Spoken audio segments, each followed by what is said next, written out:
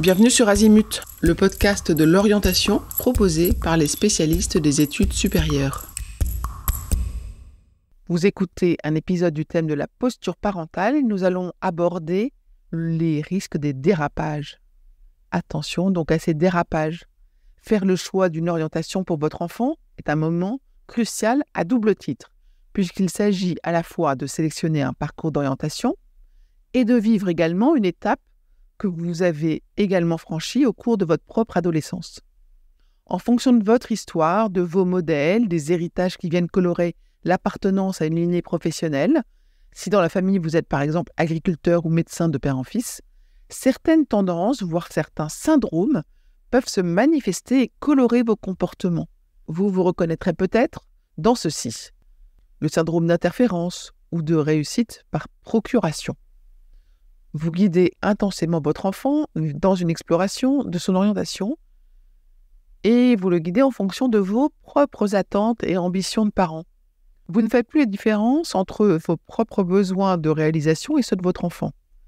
Vous influencez fortement la direction des recherches d'informations. Vous y consacrez du temps et de l'énergie comme s'il s'agissait de votre propre orientation. Ça, c'était le syndrome d'interférence ou de réussite par procuration. Maintenant, qu'est-ce que le syndrome de la censure ? Le milieu social dicte les perspectives d'orientation. Il n'est donc pas possible et donc impensable d'imaginer s'engager dans une autre voie que celle dictée par le milieu ambiant et l'entourage proche. On peut illustrer ça par exemple, la valorisation d'une voie artisanale ou des métiers de la main. Ou d'un autre côté, dans un milieu par exemple agricole, un métier qui viserait à une orientation qui aurait une perspective financière. Bon, voilà, le syndrome de la censure. Un autre syndrome, c'est le syndrome de l'autorité. Ce style autoritaire plus ou moins conscient décrit un syndrome qui incite votre ado à se conformer à votre avis.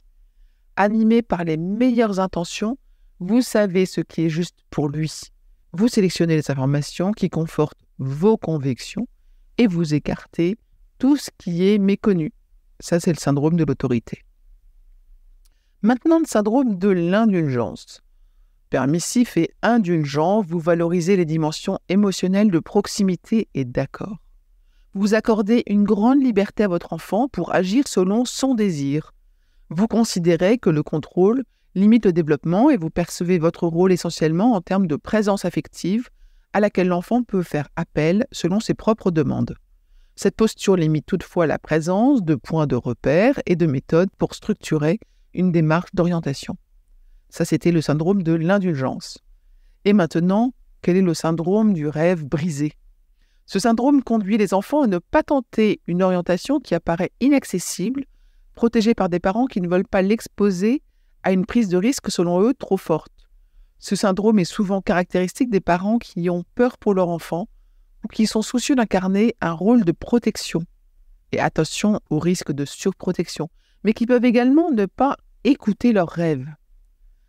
Pour illustrer ce syndrome du rêve brisé, certains parents pensent qu'il ne serait pas pertinent pour leur enfant d'aller faire une prépa car il ne résisterait peut-être pas à la pression. Qu'en savons-nous ? Alors, quelle posture adopter ? Eh bien, de préférence, une posture de soutien. Accompagner, encourager, conseiller votre enfant dans son exploration d'études et de métiers. Proposez-lui de l'aide et du soutien dans la recherche d'informations. Laissez votre ado décider afin de ne pas décider à sa place et intéressez-vous à ses intérêts et talents. Enfin, surtout, restez optimiste par rapport à l'avenir en discours et en actes. N'oubliez pas, dans la vie, on ne regrette que ce qu'on n'a pas fait, disait Jean Cocteau. Je vous retiens quelques secondes de plus et je vous remercie pour votre fidélité et votre attention. J'avais 2 messages à vous faire passer. Vous écoutez peut-être ce podcast sur Apple Podcast ou sur Spotify ou sur une autre application de podcast et il est possible que vous ignoriez que le site azimut-podcast.com diffuse l'ensemble de ces épisodes en les ayant organisés et rangés de manière thématique. Ceux qui connaissent ce site sont vraiment contents de pouvoir y écouter sereinement chacun des épisodes et de pouvoir utiliser ce moteur de recherche. Deuxième message, sur ce même site, vous pourrez vous abonner à la newsletter. La newsletter, je l'ai surnommée l'hebdo de l'orientation. C'est une newsletter qui, comme son nom l'indique, est envoyée chaque semaine, le mardi pour l'instant. Et c'est dans cette newsletter que vous trouvez les indications des nouveaux épisodes, des guides que nous diffusons et de temps en temps, nous vous annonçons les masterclass, les ateliers, etc. que nous organisons. Bref, je vous conseille vivement de vous abonner à cette newsletter. À très vite et encore une fois, merci de votre fidélité avec Azimut. Parlons orientation.